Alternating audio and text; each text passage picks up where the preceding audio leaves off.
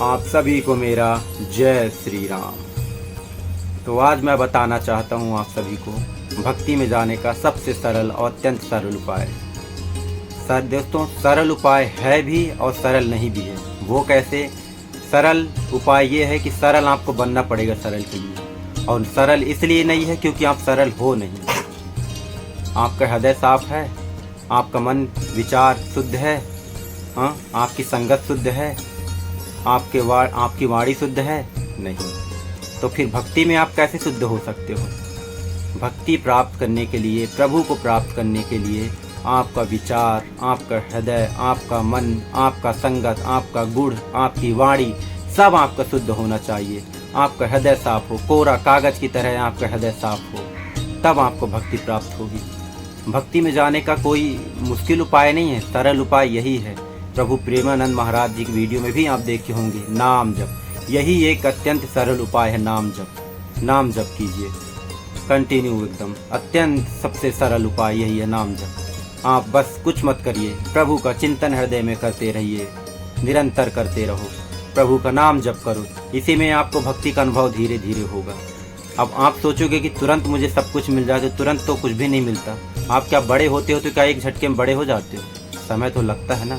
हम भी वही बताना चाहते हैं आप सभी को, भक्ति में समय जरूर लगेगा, पर आप नाम जप हृदय से करोगे, शुद्ध विचार से करोगे, मन साफ रखोगे, प्रभु का चिंतन करोगे, तो भक्ति भी प्राप्त होगी आपको, प्रभु भी प्राप्त होंगे, जो चाहते हो आपको सब प्राप्त होगा। पर अपने विचार, अपनी वाणी, अपने गुण, अपने सब कुछ शुद्ध करिए, पहले अपना हृदय साफ करिए, अपनी संगति सही करिए। इससे अत्यंत सरल उपाय कुछ भी नहीं है भक्ति में प्राप्त करने के लिए। आप ऐसा नाम जप करो, ऐसा चिंतन करो कि आप मग्न हो जाओ प्रभु के नाम में, प्रभु में। आप एक बार उसके 11 से 10 बार आप नाम जप करने की कोशिश करिए, आंख बंद कर, और प्रभु प्रेम से नाम जप करिए, राम राम राम। कितना सुकून मिलता है प्रभु के नाम में, कितना सुकून, जैसे कि सब सुध ही भूल जाओ। बस प्रयास करो, आप एक बार प्रयास करने का कोशिश कीजिए, सब कुछ सही हो, कुछ नहीं। क्या चाहिए आपको भक्ति में, क्या नहीं चाहिए आपको, सब कुछ मिलेगा। हाँ, भक्ति में जाने से थोड़ा कठिन मार्ग जरूर आते हैं रास्ते में, पर अंत में खुशियाँ भी मिलती है, सब कुछ मिलता है, सुकून मिलता है। भक्ति का प्रथम चरण आप पार करने के लिए ही कठिनाई आएंगी, दूसरा चरण में कठिनाई आएंगी, तीसरे चरण में कठिनाई आएंगी, अंतिम चरण में आपको सिर्फ यही दिखेगा कि मेरे पास अब कुछ नहीं है, मेरे सारे रास्ते बंद हैं, सब कुछ बंद है, मेरे पास कुछ नहीं है, ना आगे ना पीछे अगल बगल कुछ नहीं, सब अंधकार में, आपका भविष्य भी अंधकार में चला जाएगा। वो इसलिए ऐसा होता है क्योंकि वो आपको आजमाते हैं, आपको देखते हैं, क्या आप इस मुश्किल समय में भी आप उनके साथ रह सकते हैं, आप उनको प्राप्त कर सकते हैं, आप उनका नाम जप कर सकते हैं, क्या उनके लायक ऐसा है। इसलिए ऐसी परीक्षा ली जाती है, क्योंकि जो चीज़ भक्ति के बाद वो आपको देंगे, क्या उसको संभालने लायक आप हैं, उसके लायक आप बने हैं, उसके लिए है या नहीं। कई ऐसे लोगों को देखे होंगे जो शक्ति प्राप्त करके उसका गलत उपचार करते हैं। तो प्रभु आपका परीक्षा इसीलिए लेते हैं क्योंकि वो आपको जो चीज़ आप चाहते हैं वो चीज़ देने से पहले आपको वैसा बनाना चाहते हैं, वैसा आपको देखना चाहते हैं कि आप उनकी चीज़ों का, उनकी दी हुई चीज़ों का आप जो चाहते हैं, धन चाहते हैं, भविष्य चाहते हैं, जो चाहते हैं आपको हर चीज़ मिलेगा। लेकिन वो इसलिए आजमाते हैं क्योंकि आप उसका गलत उपयोग ना करें, गलत जगह ना करें, सही मार्ग में ले जाएं, अपनी उन चीज़ों का सही दिशा में ले जाएं, सही उपयोग करें। तो एक ही उपाय है, बस नाम जप करिए।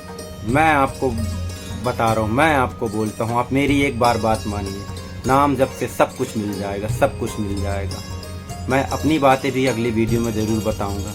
मैं भी पहले एक ऐसा ही था, कुछ बताऊँ कैसा था। मैं तो आप ही की तरह एक गलत था, गलत विचार, दुष्कर्म, ऐसे मैं भी एक टाइम पे बहुत किया करता था।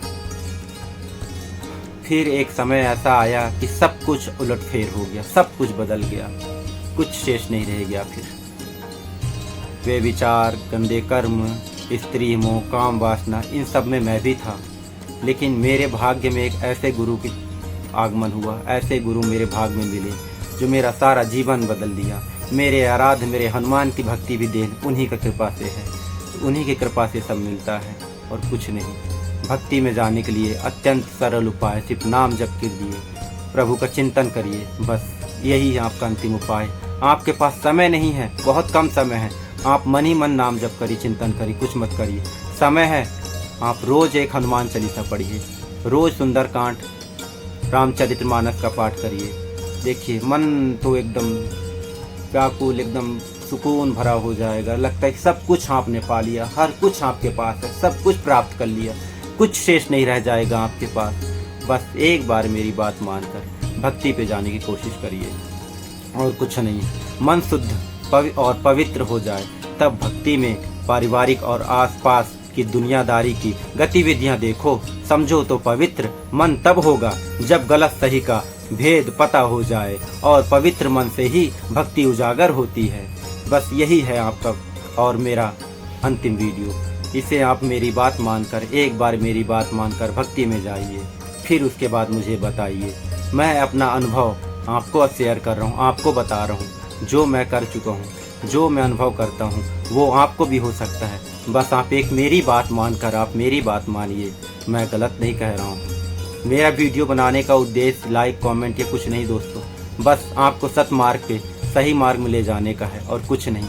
मैं क्या से क्या था पहले, लेकिन मेरे प्रभु, मेरे आराध्य की कृपा से देखो आज मैं कहाँ से क्या हूँ। बस प्रभु का नाम, प्रभु का चिंतन, किसी चीज़ का चिंतन नहीं। बस मैं भी उस भक्ति के अंतिम चरण में ही हूँ। मेरे साथ भी वैसी कठिनाई आ रही है, वैसी परिस्थिति, लेकिन मुझे पता है इसके बाद मेरा जीवन भी सुकून है, साकार है, सब कुछ है। इसके बाद प्रभु प्राप्त होंगे मुझे, प्रभु मिलेंगे मेरे, और उनके मिलने के बाद मुझे कुछ शेष नहीं रह जाएगा। यही मेरा अंतिम है। बस दोस्तों, जय श्री राम।